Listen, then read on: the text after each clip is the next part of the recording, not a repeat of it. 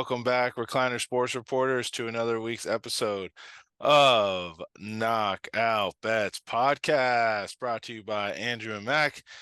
Andrew, how excited are you for this upcoming weekend, buddy? Dude, for no other reason than the main event. We got a great card. It's a good pay-per-view. It's got to be with John Jones coming back after 3+ years of being away. But yeah, just to see John Jones back in the octagon with a really strong test, and I'm not going to give anything away. We'll get into that breakdown last. Yeah, I'm super pumped to see John Jones coming back at heavyweight, greatest of all time, or one of them anyway. There are arguments for other guys, but yeah, super pumped for John Jones. Yeah, man, I think this is the long-awaited return. I'm just excited to hear what walkout song he's going to come to. There's been a couple like really good ones on TikTok of like the Homelander from The Boys, and it's like a speech that he gives with like the superhero song that comes on afterwards, and it's just like that would be the perfect walkout song. But I'm just excited. I know once that music it's just the long-awaited return. I think the last time we watched him was after the swimathon back in 2019, after we swam 200 laps and then at 8 in the morning, and then decided to stay up until 2 a.m. and watch fights. Watch John Jones. Oh Yeah. man, that was a rough night. Like you said though, there's lots of names on this card. You got Ian Gary, you got um Derek Brunson, Dricus Duplessis, you got Bo Nickel, Jamie, you got a couple fights. So, and even Gamrot Turner, there's a lot of fights to Cody narrow. Garbrandt's a former champ. To narrow this down to the four that we did pick today. So the four we did pick, the first fight that we are starting with is going to be a bantamweight fight. This is Cody Garbrandt, who is coming in at the favorite at -180. He is 12-5 going against Trevin Jones, who is a straight killer, who is the underdog at +155. He's coming in at 13-9. How is this one going to play out? Yeah, these guys both on rough runs in the UFC. I was stunned to look up and see that when Cody won the belt, dancing around and dominating and picking apart Dominic Cruz, that was almost 7 years ago. That was in 2016. It's not that long ago in my memory, but in reality, it was that long ago. He's only fought about an average of once a year since then. He's had a lot of canceled fights for various reasons, and just hasn't been able to stay super active. He's gotten knocked out a bunch, and is still only 31 years old. I'm also surprised to see that stat, that he's still only 31. Garbrandt, we know he's a great boxer. He's tricky on the feet. He moves extremely well. He can wrestle a little bit. He's got that in his back pocket, and that might be the key in this fight for him. And of course, we know that he can get cracked. We know he's been knocked out in the first round a handful of times. I want to say recently, but with the fighting once a year for the past 5-6 years, it's been just in his most recent fights. Trevin Jones, he's got that one hitter quitter power, so he could definitely put Cody to sleep at any point in time in the fight, as long as the fight's still going. He throws heavy straight shots.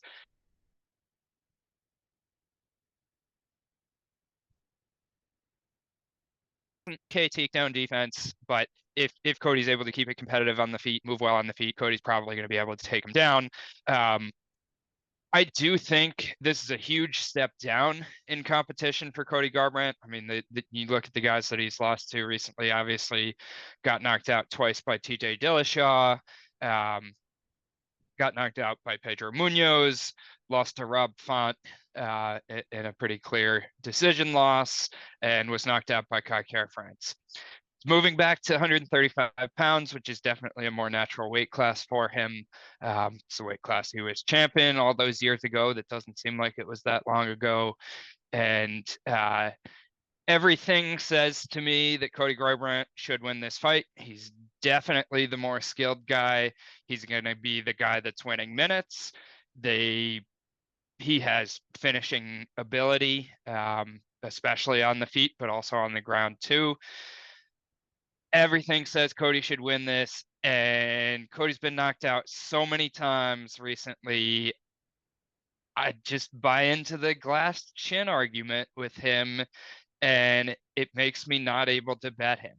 Um, if this was another fighter under the same circumstances who was 1-5 in his last 6 fights, former champion, still relatively young, still seeming to possess all the skills that he had before, I'd probably be slamming this at minus 200 or wherever it's at. But Jones has 15 minutes to find the off button, and I think there's a decent chance that he does. And so the way I've bet this fight is taking the under 2.5.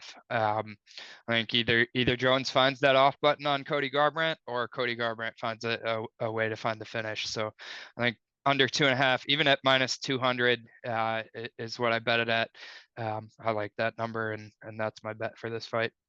You got Cody at minus 200.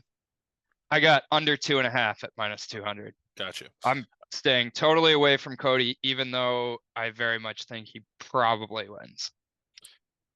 Yeah, I think this one's tough because as a fan, I want to root for Cody Garbrandt, but when you look at it on paper, these guys are pretty similar matchups in terms of the way their last fights have ended, and you look at that and you start to say to yourself, if both these guys are on a losing streak, who's going to be able to come on top out of this one?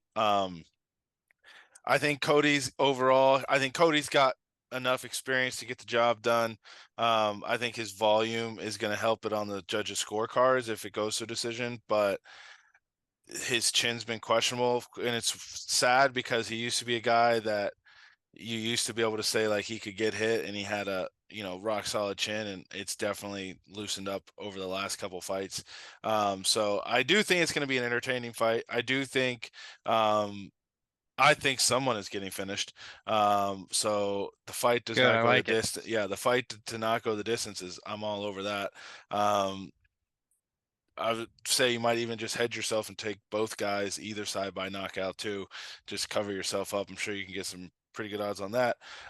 So I do think it's a knockout, though. I don't think there's going to be a submission. I do think this is going to be.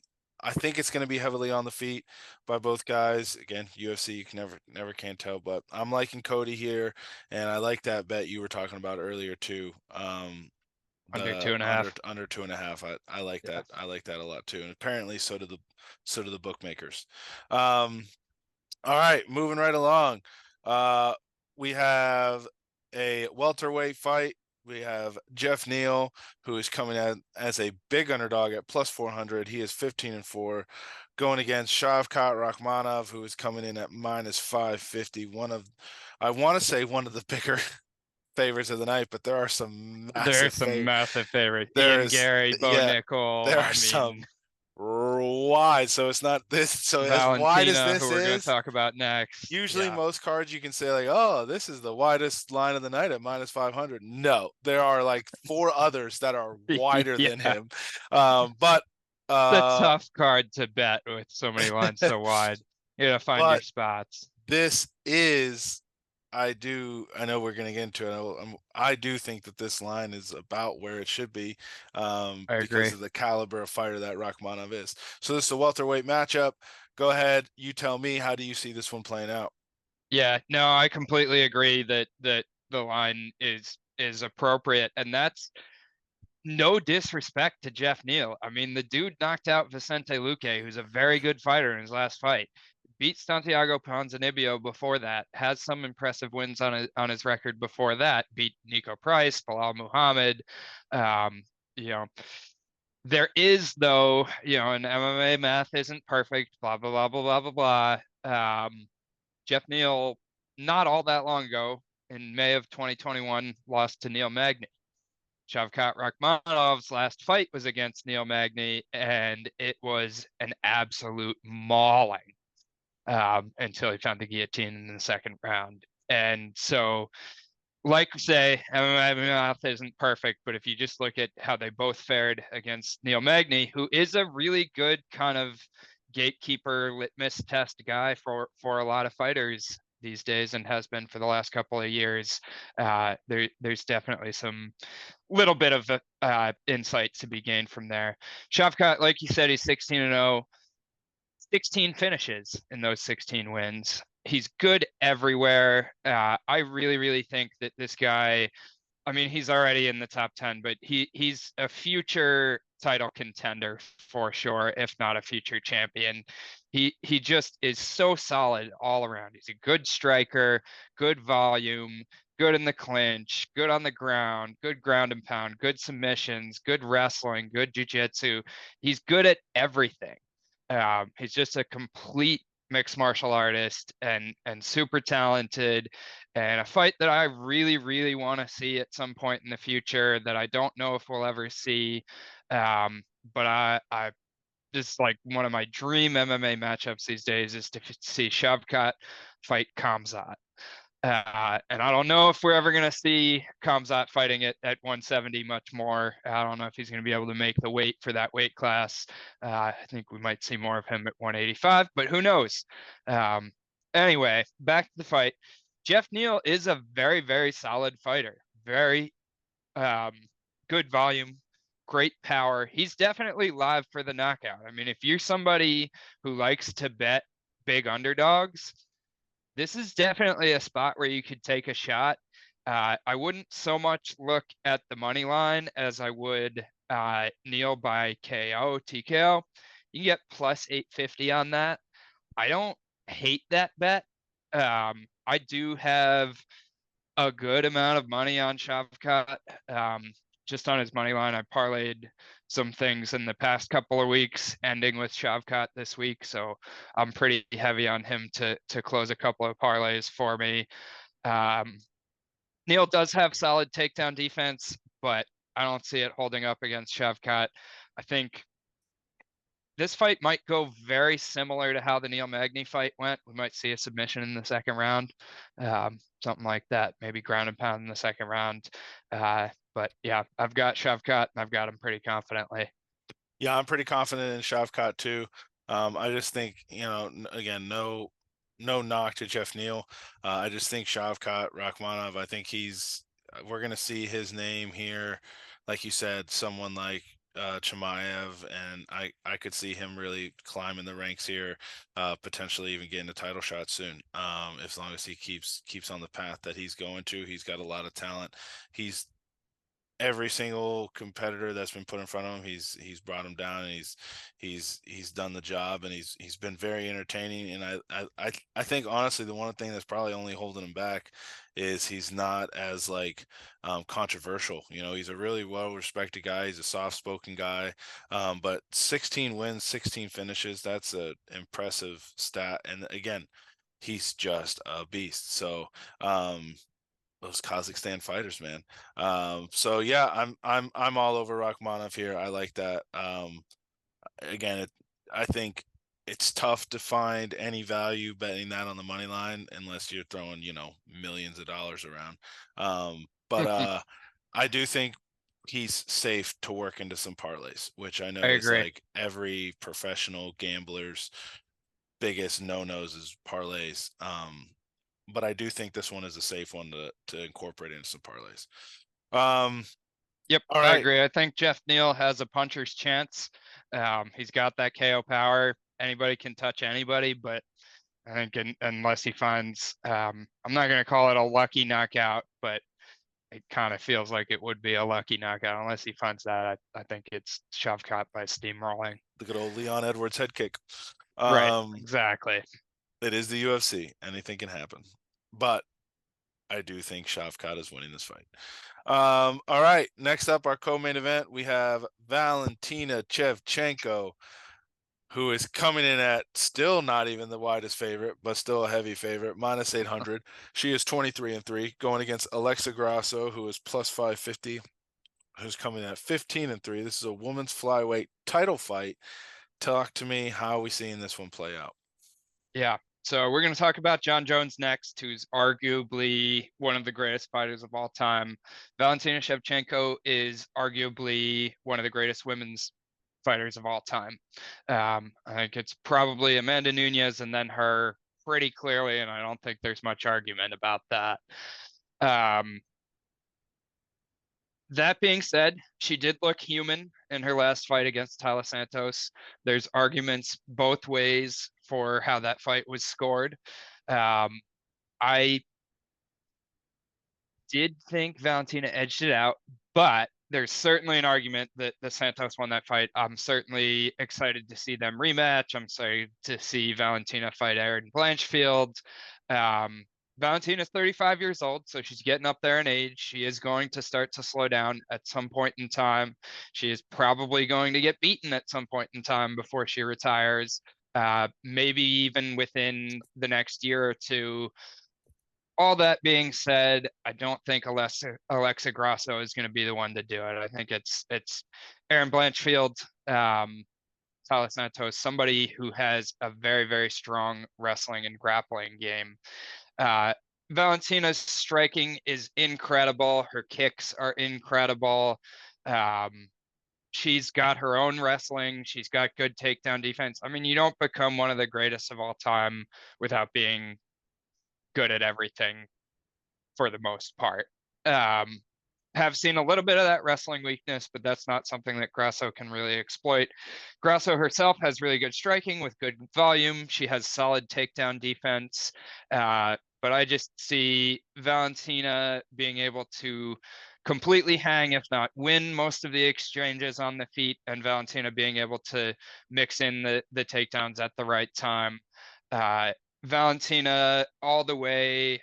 I don't even hate the minus 800. I think I got a minus 600 a little earlier that I parlayed with something. So I obviously like that a little better. But I think there's a little bit of a discount maybe on Valentina in this fight compared to, some of the minus 1,000, minus 1,500. I mean, we're almost at a minus 1,000 line, but some of the minus 1,500 lines we've seen on her before because her last fight was with Santos was so close. So I don't mind Valentina as a parlay piece. I think she's safe for parlays also.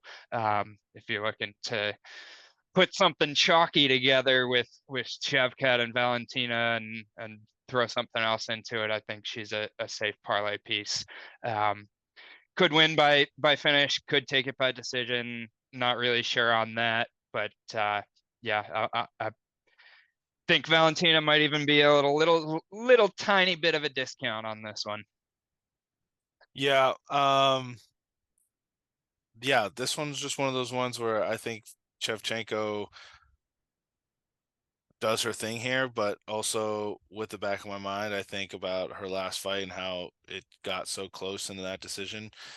I think I'm this is so bad, but I'm just like more excited to watch. Like I just want her to win, get it over with, so we can watch her in Blanchfield because I really do think I'm with you. that's the fight to Or watch, the and it's rematch with Santos. I mean, either yeah. one. I'm more interested to see Blanchfield because I think Blanchfield wins, which we'll get to that when we get to that. Shevchenko, though, no doubt, she's been great. She's had a great career. She constantly wins over and over again.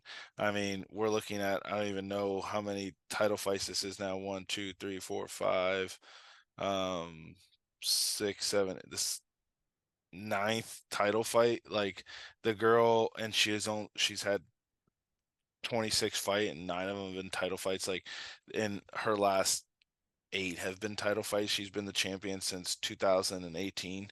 And before that, she had lost to Amanda Nunes in a title fight. So, I mean, overall, that we're At a talking, weight class that's higher than her yeah, natural weight when she's we're fighting Amanda.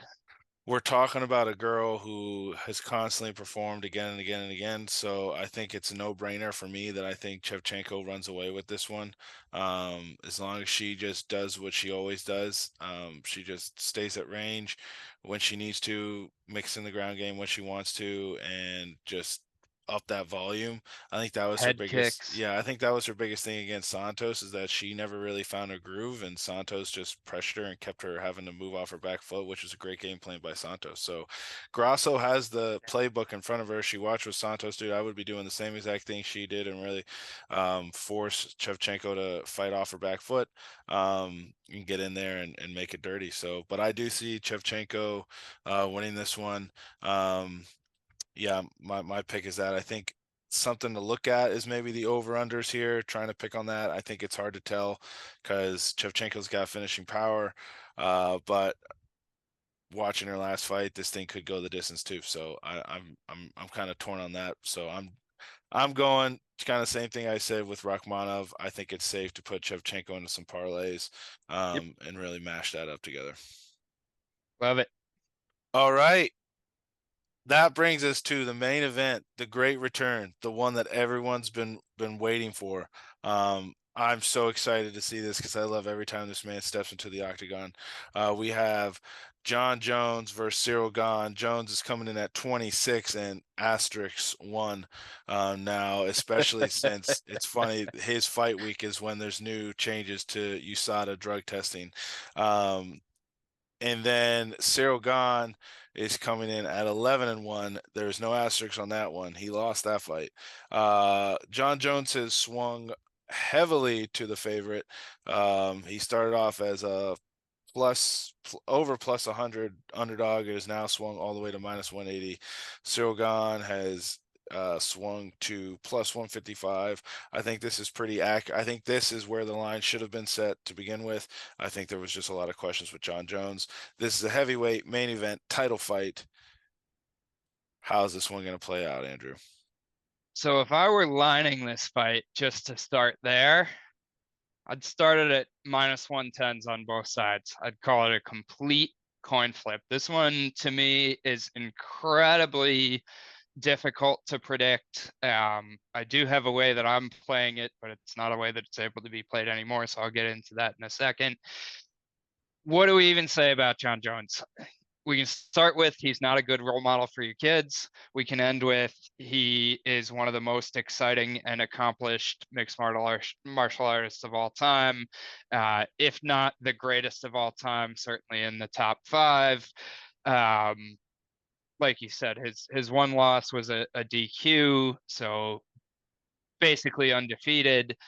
Um, has fought killers his entire career, has title defense after title defense after title defense at 205, uses his range incredibly well, can wrestle, talk about out wrestling Daniel Cormier, who's an Olympic wrestler, um, talk about, picking apart some of the greats of all time in their prime. And then you can go to, you know, almost maybe arguably getting beat by Thiago Santos and Dominic Reyes in his last couple of fights. Not guys that would be in the conversation of greats of all time. Dominic Reyes went on a terrible run after that John Jones fight. Thiago Santos was older. He blew out his knees in that fight. Um, Definitely not vintage impressive John Jones performances. And we're talking about those performances being 3 years ago. We're also talking about those performances being in a different weight class. Um, so we're talking about a guy who is coming off of those types of performances, who is moving up in weight. That's got to be an adjustment no matter who you are, moving up from 205 to, you know, I'm going to be very, very interested to see what Jones weighs in at on Friday. Um, are we going to see, is he going to be a 230-pound heavyweight, or is he going to be bulked up to like 250? That's going to be something that's going to be really interesting to see. And carrying the weight, fighting a bigger guy is going to be an adjustment. Um, he's not going to have the range advantage that he had over most guys at 205, but we're also still talking about one of the greats of all time, and so it's really hard to bet against that. Cyril Gane, is a similar type of fighter to John Jones. He is really light on his feet for a heavyweight. He moves incredibly well for a heavyweight. He uses his own range very well. Um, he's got great technical striking, and he has takedown suspect takedown defense. We saw Francis Ngannou, not known for his wrestling, completely exploit that in his last fight. And so that's got to be John Jones' game plan is to come in and wrestle at least somewhat. Um, and you know, test out has Gane been able to shore that up over time. And so just the amount of questions on this fight, does Gane have any takedown defense? What's Jones going to be like at a heavier weight 3 years later when he had uninspiring fights 3 years ago? But is still one of the greatest of all time. Like all of that in synthesis, to me, it's a coin flip. I did catch like back in January, I caught a John Jones bet at plus 100. So um, I do, if I'm picking it, and like some of the logic goes against this, like older, slower, uninspiring against a younger, hungry guy. Um, I'm picking Jones ever so slightly, though. I really think that there's something to be said for being one of the greatest of all time. Maybe taking some time off and resting is good. Maybe being re-inspired at a new weight class is good. And I think he can exploit that hole in Gane's wrestling, and possibly even take a decision, or maybe fi finish by ground and pound. I'm leaning ever so slightly to Jones, but I am going to hedge the bet that I took. I'm just waiting for better and better line. I kind of think as um, casual fans get into betting this, that Jones is going to get it to be a bigger and bigger favorite closer and closer to fight time. So I am going to hedge by betting Gane some. I'm not sure yet. The only thing I haven't decided is if I'm going to hedge it all the way to where I just guarantee myself a small win, or if I'm just going to hedge a little bit of the 2 units that I took on Jones and still ride a little bit on Jones to win a little bit. Yeah, this I see this thing playing out one way, and I see this thing as John Jones just kind of doing what Francis did and just really applying the pressure on him and working the wrestling in there, and really just pounding and pounding and pounding and grinding. I mean, you look back, he's done that to the one, what one would say is arguably the best heavyweight wrestlers and just wrestlers in general with Daniel Cormier. And he went and pushed him on the cage, took him down, and finished him. Um, I see this as either a John Jones knockout or submission. I'm really leaning on the submission. I that's going to be my like really heavy line. I don't think I know Gon's been saying he's been working on grappling in camp, but I think John Jones isn't. I don't. He's smart, right? He's a smart fighter, and I think Anthony Smith even said this one too. Is like he's not the best at everything. He's just really good at a lot of different things, and that when you're that good, you can really decide which routes you want to pick. I think he's smart enough to know that he's not just going to stand and kickbox with this guy. He's going to work this, he's going to make it dirty, make it rough. He's going to put pressure on him, and he's going to come away with a victory here. So I think he knows. He watched Francis do it. I think he knows, his camp knows, he has great coaches and he's very coachable. So you know his coaches are going to come with a game plan. So I'm liking Jones by finish on this fight, and I'm feeling really, really confident about that one. I like that. You're making me doubt myself about hedging. I'm gonna have to decide that, within Always the next hedge. couple of days. The Nunez Oh, I rule. don't know about that. I The don't know about Nunez rule. always The hedge. Nunez Pena rule. Um, Always hedge. yeah, yeah. That's my biggest regret is I had a feeling Juliana Pena was gonna win that fight and didn't put a cent on it. Right? Could have put $1 to win $6, and at least I'd have $6 that I don't have. And yeah, But yeah, I think Jones runs away with this one. I like it. I like it. All right, knockout. Who's your knockout bets?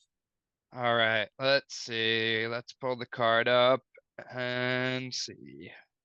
Do you have one locked and loaded? Because I gotta look at the card to pick one. Yeah, I'm liking Cody. I got two. I like Cody Garbrandt. I think he's live for a knockout, or to get knocked out.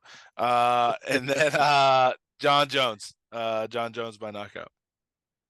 Okay. The first one I'm seeing is kind of a cop out because it's at minus odds, but I definitely like Ian Gary by knockout.